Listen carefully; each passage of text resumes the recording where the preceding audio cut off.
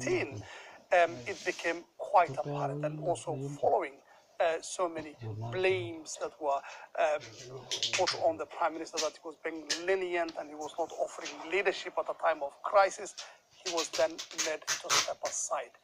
What many of our sources in Ethiopia are saying now is that the military, where real power in Ethiopia rests in, are trying to use the process of finding a successor to Haile Mariam Desalegn to appease even more protesters and probably come up with something of some kind of a solution to the crisis the country is facing right now.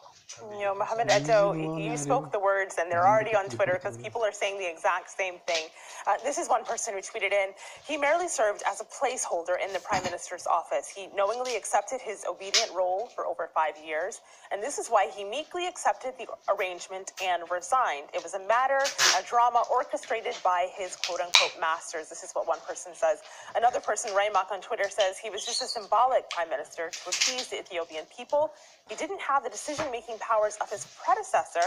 The power is in the hands of the ruling political bureau and the coalition that is led by the Tigrayan majority party runs the show from behind the scenes. Alula, when you look at this second tweet here, that the power is actually behind the scenes and that he was a placeholder, what do you make of that commentary? Well, I don't agree with that actually statement, because Ethiopia has been led by the EPRDF, which is made up of 4 member parties from Oromo, Tigray, Amhara, and the southern people.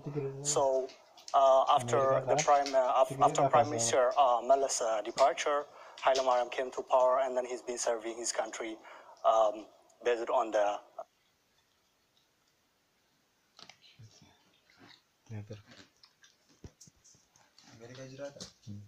party's consensus, and then based on the constitution of the country. We have Jawar on the phone. Jawar, I want to play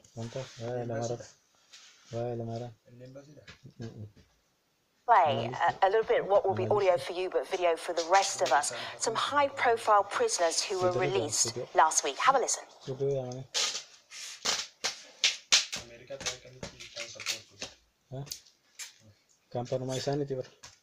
You know, this country is a country of 100 million. It is too big for one political group, for one small group to run the affairs of 100 million people. Ethiopia is one large prison.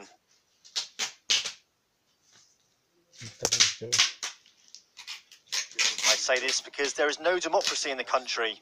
This is a dictatorship. We have to change this big prison into a democratic state. Jawar, could the ruling party be changing? They've released prisoners, they've released journalists. Could this be the road to more democracy in Ethiopia? Or democracy in Ethiopia? That was the hope we were getting about last week when they started changing the releasing political prisoners and liberalizing the political space. But right when you're taking positive development on part of the government, then they impose the state of emergency. So on one hand, they give hope, on the other hand, they take it away. So the ruling party has a difficult, it's rooted in its ideology where they believe one party and one group of elites have to dominate. That cannot work. As Dr. Mura said, in a country of 100 million and some 80 ethnic groups, you cannot have a single party dominate every aspect of life, economy, military, and security, and expect to rule forever. They have to change, they have to remove the state of emergency, they have to open up the political space to competition among various interest groups. But the current state of emergency dashes the hope for change through negotiation. So, Jawar, someone who might agree with you, Atnaf on Twitter, says the only way to overcome the crisis in Ethiopia is widening the political sphere and making all political groups in and outside of Ethiopia part of that solution. Sadly, by declaring a state of emergency, the ruling party showed us it isn't ready for real political dialogue. But we also got someone who then would disagree with both you, Jawar, and that person who tweeted. This is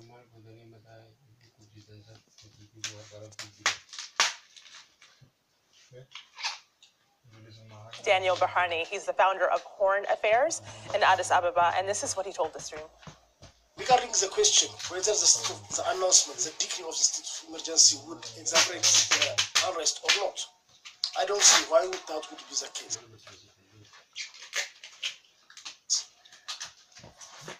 All other things constant, provided all other things are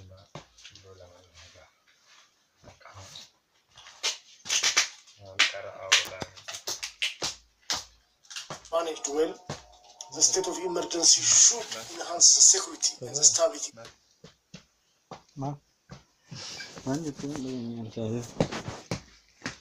the country, not the other way around.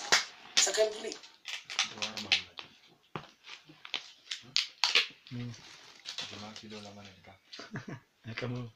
at any rate, the situation, at any rate, I would expect the situation in the country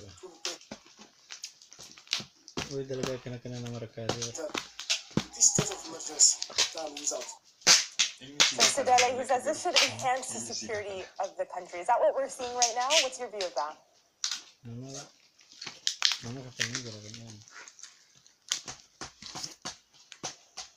I respectfully disagree with Daniel with this regard, because as much as I would like to believe that the intervention from the security could play a role in calming a community, a country of 100 million who have just been told that their prime minister is resigning out of its brutality is considered to be